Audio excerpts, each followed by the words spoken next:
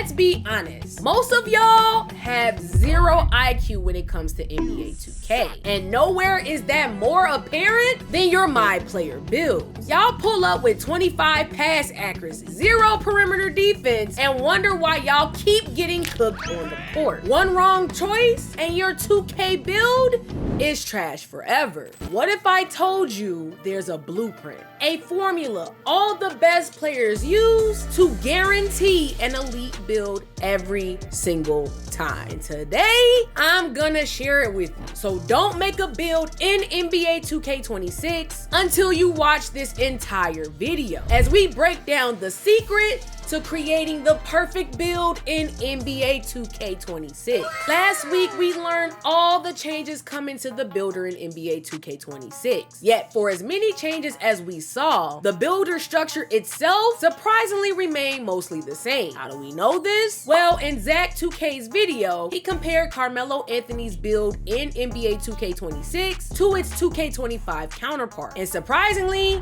they're nearly identical. The same badge thresholds and animation requirements, except for the post control. So that tells us the principles of creating a dominant build, attribute-wise, remains mostly the same. But don't be fooled. How we structured our builds in NBA 2K26 will be completely different, because not only are we building for Capbreakers, which in 2K26 can boost your attributes potentially by double-digit points, but with the introduction of permanent max plus 1 and 2 badges, specializations, and more, the build possibilities are truly endless. So to ensure that you don't set yourself up for failure day one, you better get this first step right.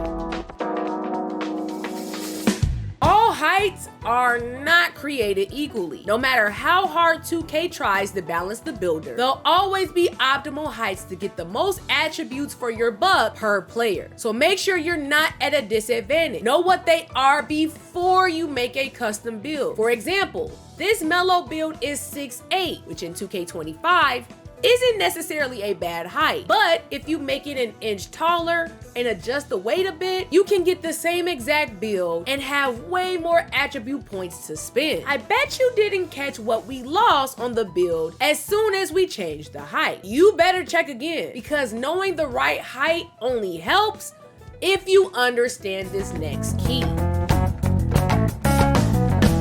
Hate it or love it, animations are probably the most important key to success in NBA 2K. One animation can literally be the difference between being dominant or miserable on the game. So before you make a build, know exactly what animations you want to use and their requirements to equip. This will be easier than ever with the animation glossary built into the builder in NBA 2K26. So really, there's no excuse to miss out on any animation this year. On the example Melo build, as soon as I adjusted the height, I lost potential on my build's ball handle. Even with Capbreakers, I won't be able to increase my ball handle at all, which means I'll be restricted from good dribble animation like Tracy McGrady's sides up or Kobe White's crossover, if that's something you're okay with. But if I were you, I'd always make my build with Capbreakers in mind, which just so happens to be the next key.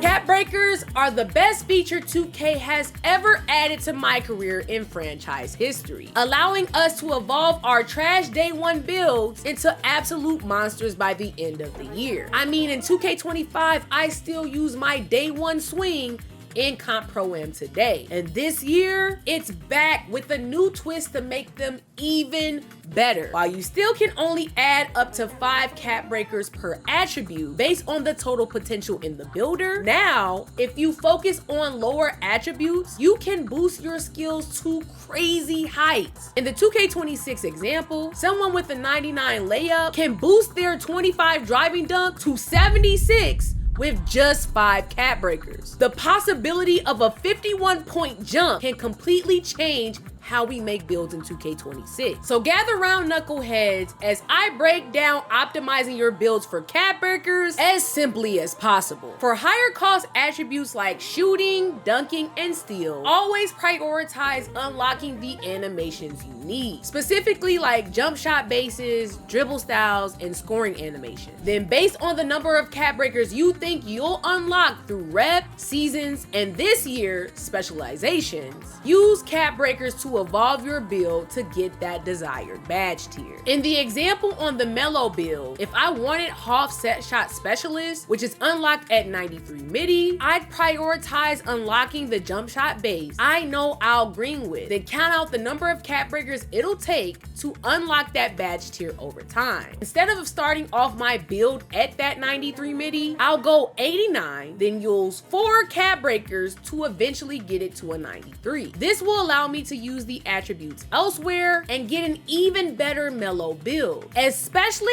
since the defense on the template build is absolutely doo-doo. But in NBA 2K26, that might actually work in my advantage, depending on how the double-digit animations are calculated for Capbreakers. Hopefully, we'll see the Capbreaker calculations before we apply VC to our builds. But if you use this logic anytime you make a build, you'll be less likely to create something that's absolute trash while creating something uniquely overpowered to your skill set that'll shake your opponents to its core. But with all the changes coming to NBA 2K26 Builder, you can turn dominant builds into 2K15 level demigods by mastering this next feature.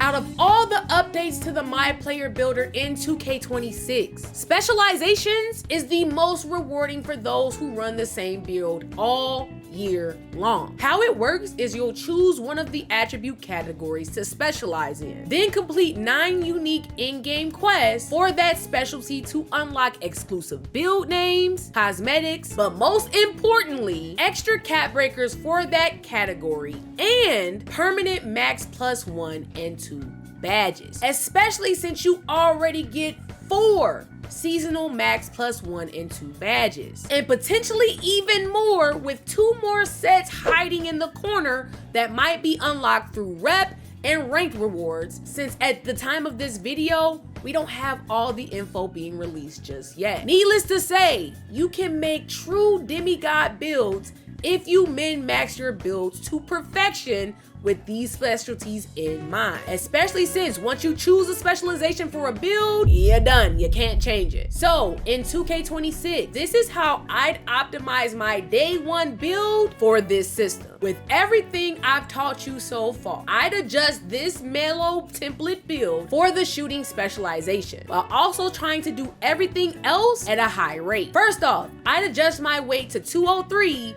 since based on the attribute distribution, there's no reason for me to be 240. Building Mellow for the shooting specialization, I know I get at least 3 Capbreakers and a permanent max +1 and 2 badge for shooting specifically. I'd adjust my mid-range to an 89 to get more attribute points, and then up my 3-pointer to an 83 to get limitless range on bronze. Then I'd grind this build to a 99 and level 9 in the specialization, which I can do on or offline, to unlock rebirth and use the max +2 badge to get gold shifty shooter to legend and the max +1 badge to get Deadeye to Hall of Fame. And since badge perks don't stack, I can now use my seasonal max +2 badges on limitless range to get that to Hall of Fame and float the rest of those badges on finishing or wherever I see fit. I know from animation unlocks that the best standing dunk currently in the game is unlocked at 45. There's no need, based on my playstyle, to up it past there. I can then lower that to a 72 and use the remaining attribute points to up my perimeter defense to an 82 and 73 steal for Silver Challenger and Interceptor, all while increasing my speed to an 85 so I'm not too slow, since speed affects how I take off for dunks. Now, with those changes, I have a more well-rounded build that has the potential to unlock gold posterizer, pro contact tongue, better dribble animations and defense, all while being a lethal shooter depending on where I use my other Capbreakers. There's a reason why I've gotten a build logo for 2 years straight. No, it's not because I'm some corporate shield that says yes to everything 2K, but rather it's because I understand the builder down to a T. And if you implement these steps and finesse the silver and gold thresholds for max plus 1 and 2, you yourself can also become an expert builder and open up the possibility for you to get a build logo in 2K26 with the new submission process coming. So if you're a creator,